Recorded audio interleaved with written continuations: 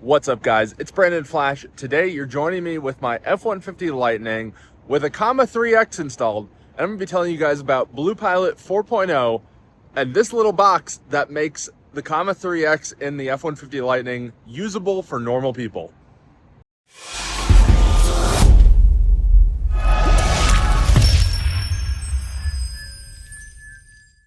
So as I mentioned, we're in my F-150 Lightning. I have a Comma 3X installed and I am running BluePilot 4.0.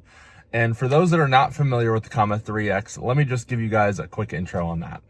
So this right here is the Comma 3X. It is basically a smartphone in a box with 3 cameras that mounts to your windshield and then connects to your car's CAN bus and actually takes over for the factory adaptive or advanced driver assistance system, or ADAS system.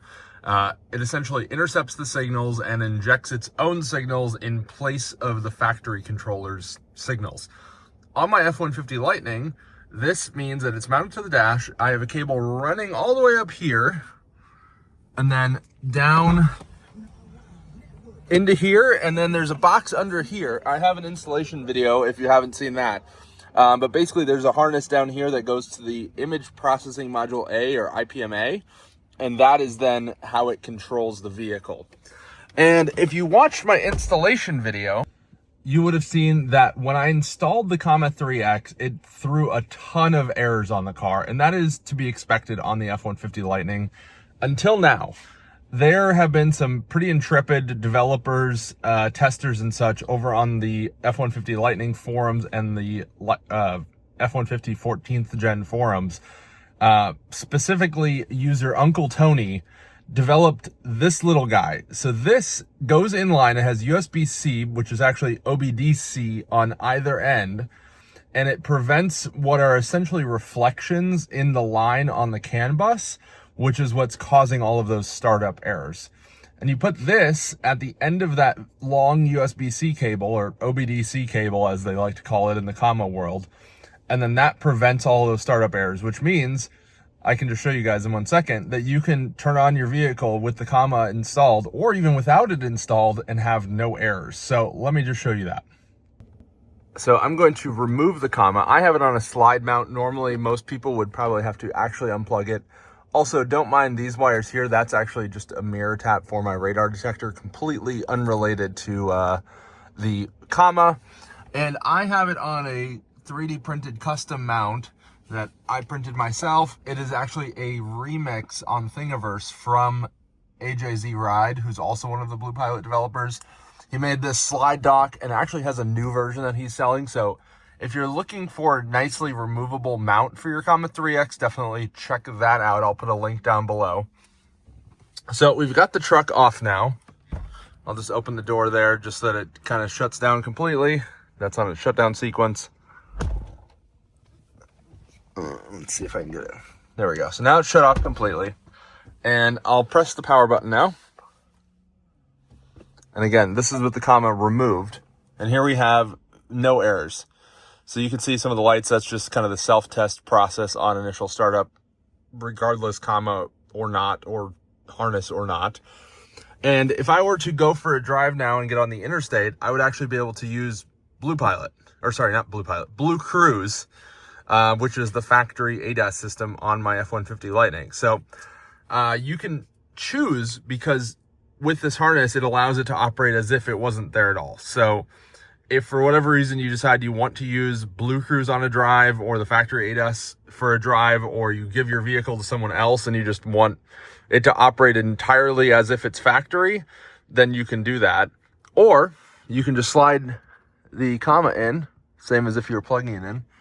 It's always a little finicky to get it lined up. There we go. So then it will boot up, takes a moment. And what's nice is that if you remote start your truck using the Ford Pass app, then it turns on everything. So that way, when you get into your truck, everything's already turned on, because the Comma does take a moment to boot up. And while the Comma's booting, so this little guy, it has the little lightning bolt and the Comma side. This is directional.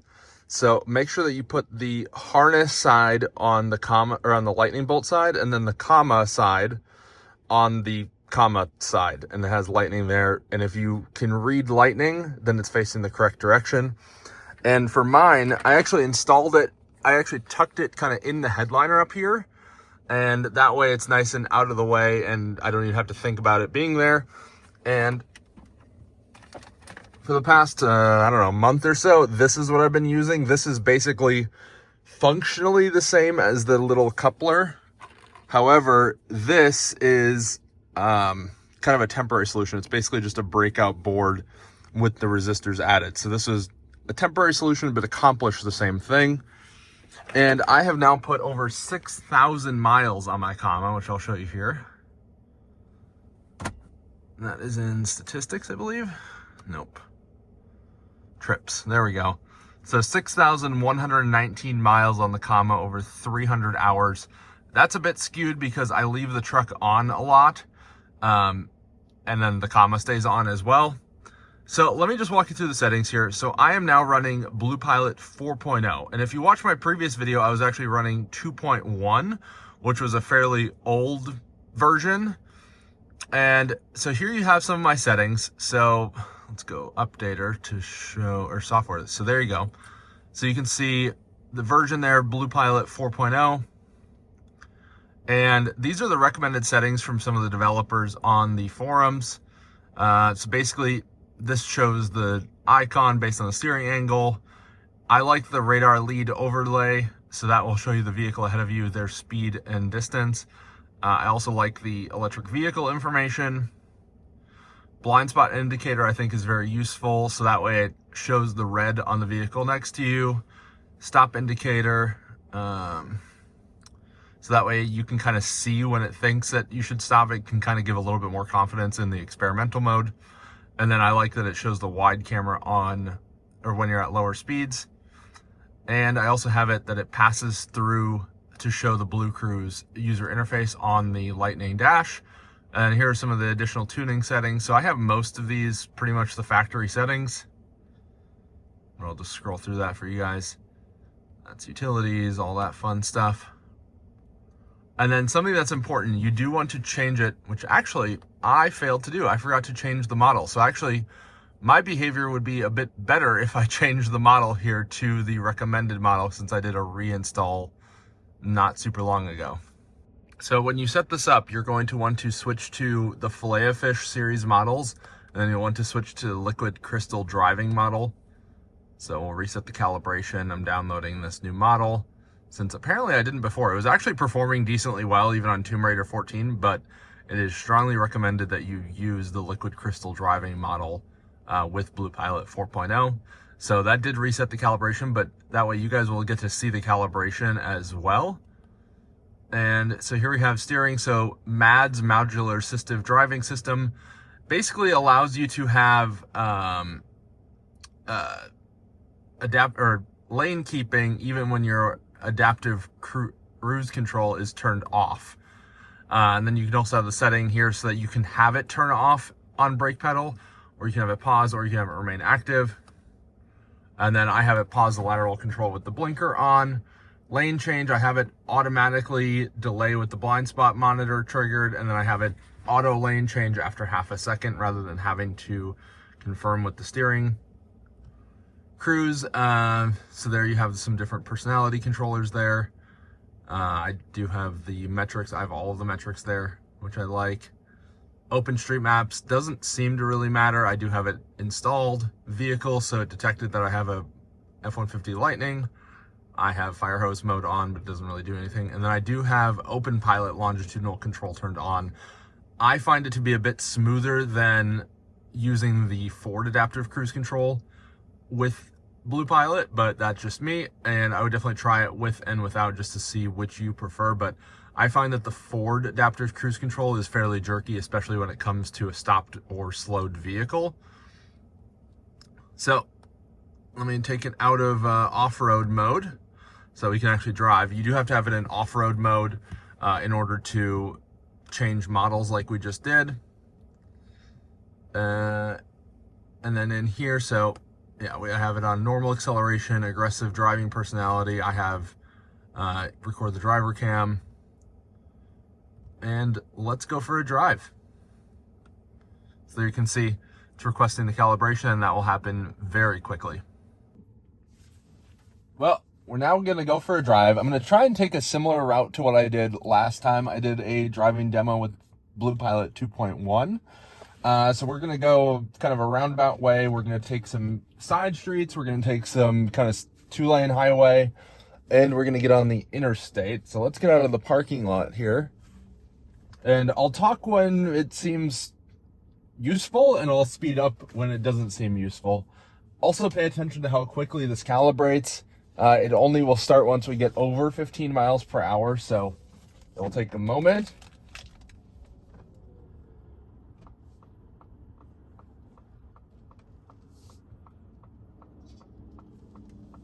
So of course I am driving right now, and I will be driving until it's done calibrating.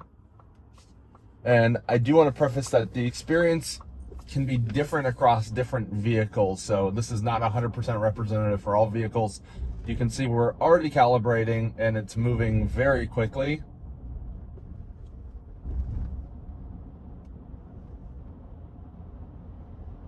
You can also see the red there on the sides where the blind spot monitor is as we have cars come up on us. We're almost done calibrating already. There we go, we are done calibrating. And that's the same calibration it would do on a model change, on a vehicle mount change, or on a software update. So I'm going to engage with the factory button. And you can see the blue or green box around means that it's engaged and is doing longitudinal and lateral control. And the green line there is the vector. You have a red line there showing the road edge, and then you have white lines showing the lane edge. And this is hands-free anywhere you want it to be. We're just going to keep going here on these surface streets. You can see the lane lines are kind of dropping out, but it's able to manage. It is a little aggressive there, but this is entirely the car. That was a pretty late stop on its part, but we'll see if it adjusts a little bit. With the model change, it does need to recalibrate for action, or for the action delay.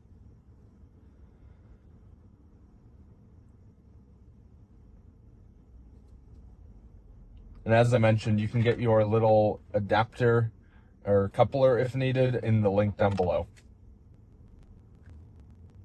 What? And then I'm not doing anything here to resume. You can also see the driver monitoring right there in the bottom left. So if I cover that, then that's no longer seeing my face, but then it pretty much instantly picks up again. I'm not following the nav, so don't be mindful of that.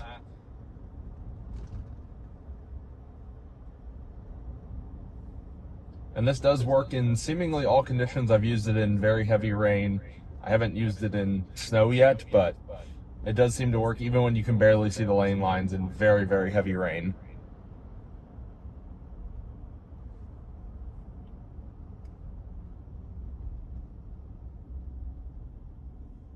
So you can see a lot smoother stop there. I'm not sure why that first stop was so jerky. And again, I'm not doing anything here. I don't know why I did that.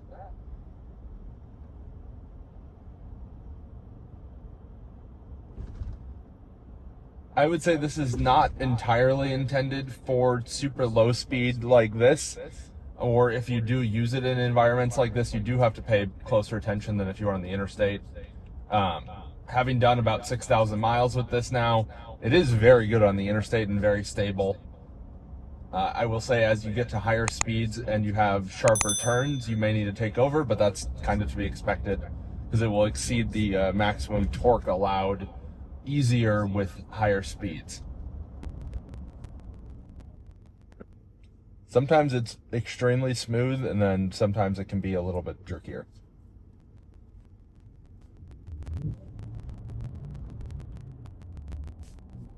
So there you can see at lower speeds, when it has sharper turns, it can exceed the maximum input allowed on the Ford side. The OpenPilot models can do more steering angle. However, some vehicles do not allow that much input, since you're basically limited by the vehicle and how much input the factory system would give it to some extent. And there's some safety measures in place there as well.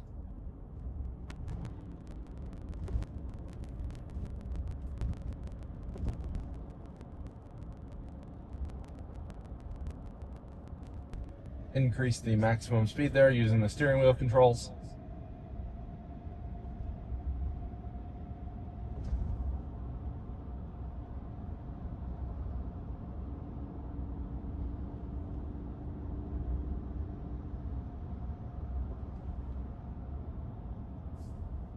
No, so I'm moving over lanes. I did tap on the brake there to slow down.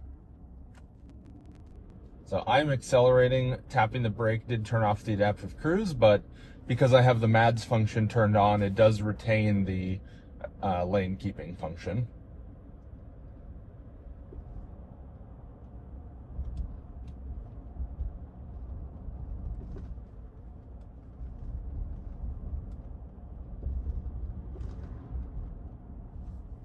I'll turn up here.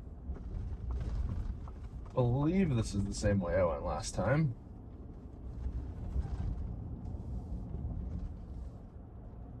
Let's see if the navigation can redirect. So again, it is lane keeping.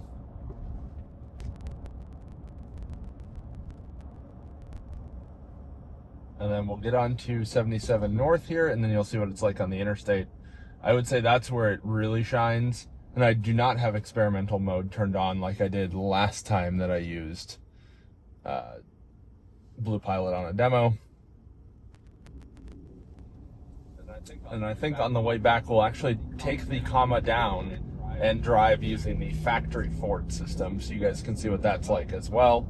So I'm driving, however, the lane keeping system is still engaged, but because I'm giving input, it's allowing me to do so without fighting me and without having to disengage. So that's definitely a difference compared to a lot of systems like Rivian or Tesla that you can't really assist it. It's just either on or off. So I'm just going to accelerate a bit so I can get out of the exit only lane. And then, so that was just prompting for lane change, but I did it manually. So I'm re-engaging the adaptive cruise. And now the comma is doing everything here. You can see how it's showing the vector path. And it is very smooth on the interstate. I just did over 1,000 miles this week alone with it, as you saw on the screen. And a lot of states have these dashed lines where exits happen, but not every state does. So that's something to be mindful of, that it could follow that depending on which way seems like the path of least resistance. But if it has the dashes, then it will continue on its current path unless you change lanes. And let me just demonstrate a lane change as well. So I'm going to signal, I'm not touching the wheel at all. Just like that.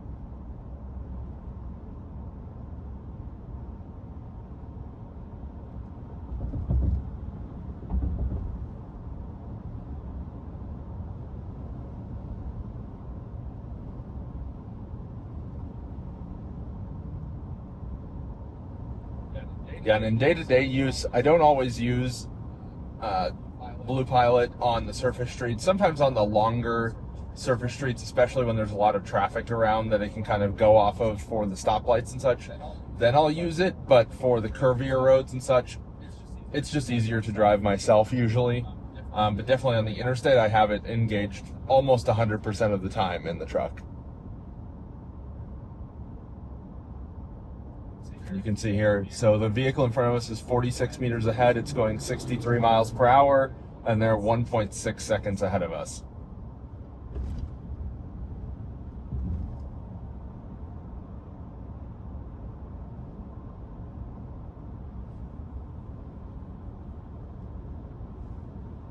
So we'll go another couple exits. I'll speed this up for you guys, and then I will actually take the comma down. We'll flip around. We'll do the reverse route. And you guys will see what it's like with the factory system of BluePilot, and then also on surface streets trying to engage the lane centering and adaptive cruise system that's built into the vehicle.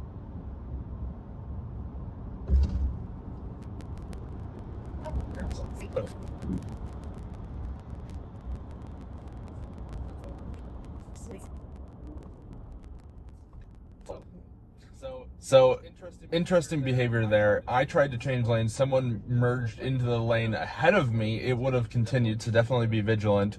It's only using the blind spot monitors. It can't necessarily see someone coming in from the side directly to the side of you. And then also, it won't always do lane changes below a certain speed, but that you can set, which generally makes sense because you're not usually changing lanes at 15 miles an hour. Usually you would be doing that on like a surface street versus sitting in traffic. Usually if you're changing lanes in traffic, you would just do it manually. I'm not a fan of this person with, I don't know, 30 ladders on top of their truck in front of us. There is a lane closure up here on our exit lane, so it looks like we'll have to go, or I guess they're just on the shoulder, so fine.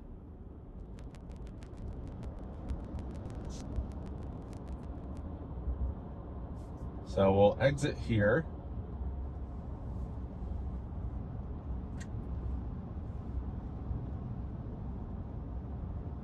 And I don't know if I can get right back on to go south here, but I'm going to disengage and we'll take down the comma. Notice you can just do that without issues. And we're going to get right back on. And you'll have to watch down here. I'll also explain kind of what I'm doing. I think I can just go left here. Okay. Doesn't say I can't. So we'll get back on here. I think this is a BlueCruise enabled road. Cancel the nav here so I don't try and follow it.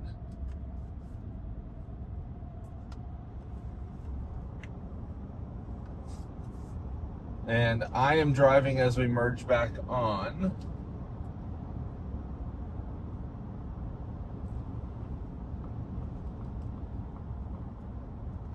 And let's see if we get a BlueCruise prompt. Well, I'll engage anyway, so we'll just hit the same button. No, adaptive cruise control not available.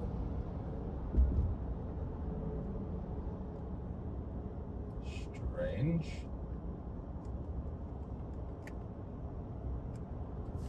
I will get off here and see. Maybe it did not like the hot disconnect, if you will, of the comma. That should just work fine, but potentially because swapping without turning the truck on and off.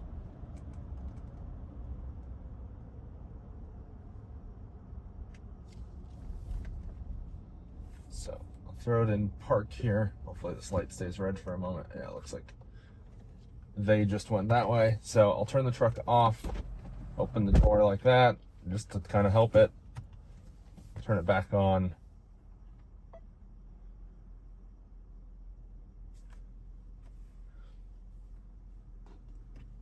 And let's see if this behaves a bit better. Thanks to my wife for setting up nav for where we're actually going, because she wants dinner at Outback. And hopefully BlueCruise works this time. So we'll go straight. No. Helps if I put it in drive. Let's see if we can do adaptive cruise. So there we go. We have hands-free, BlueCruise on, watch the road, be prepared to resume control. And something else with BlueCruise is that the nags are much more aggressive than on the comma. So they're both doing driver monitoring. They're both making sure that you're paying attention, but the comma seems to be a lot pickier. I do have BlueCruise 1.4, which means I can do automatic lane changes like this. Maybe it wants to. Maybe not.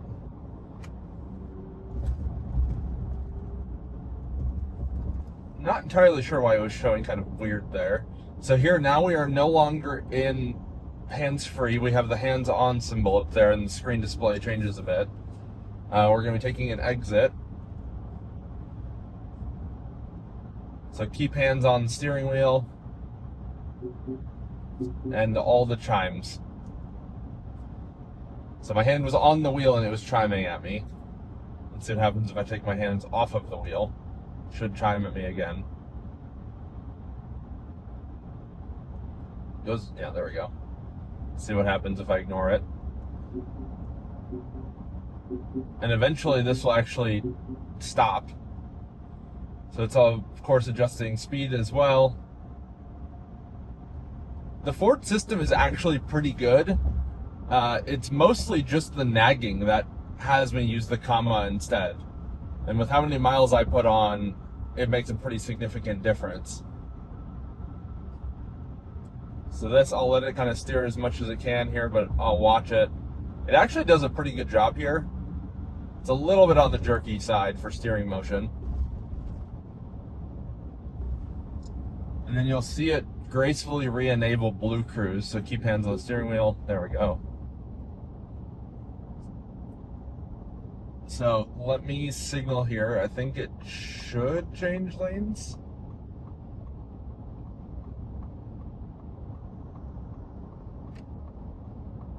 It should. Okay, changing lanes was very late there. Let's just try again. We'll also increase the speed up to traffic speed a little bit more. So preparing lane change, changing lanes. It just seemed to be really slow there. It does work. It's just not as easy and a little pickier about when it will do it. I'll do that again. But like I said, BlueCruise is actually a pretty good system, especially compared to a lot of other vehicles out there that have no such system at all. And I do like that it is hands-free from the factory. So here we go, though. So now there's a little bit of construction here, so it takes it off of BlueCruise and is now a hands-on zone. You can also see the kind of jerkiness as it slows down as that car merged in, whereas on the comma with BluePilot, it uses both vision and radar, so it can better react to vehicles merging in rather than only being reactive with radar. It's like right now we're on a hands-on system, and it will nag at you if your hands are not on the wheel, or it will even nag at you if your hands are on the wheel, but it can't detect that your hand is on the wheel.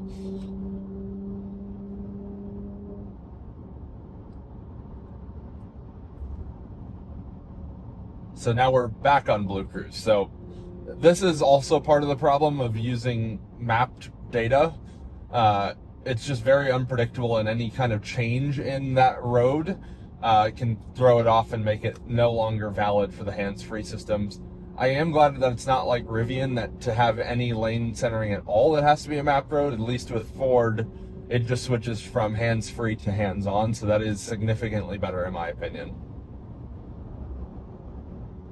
So we'll go a little bit further. We have a cloverleaf, and then we have a little bit of surface street driving, but you'll see what it's like when I try to engage on the surface streets. It will just be the hands-on system. And let's just see what it does on this cloverleaf. I'm not sure it's going to do anything. It's not slowing down at all. So I'm pressing on the brake, slowing down, and then that does fully disable BlueCruise. Unlike with the comma running MADS, that it will keep the lane centering going and even somewhat do lane centering through a cloverleaf like this.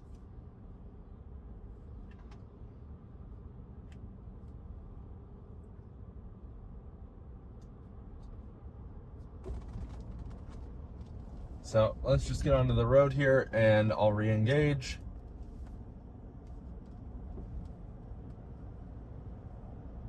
So here we have hands-on lane centering. But again, it's pretty jerky if you come up on a car. It won't react to lights or anything like that, of course. And it's really not intended for this use, and will yell at you if your hands are not on the wheel or it can't detect it. So anyway, let's end this video. I turned off the adaptive cruise system.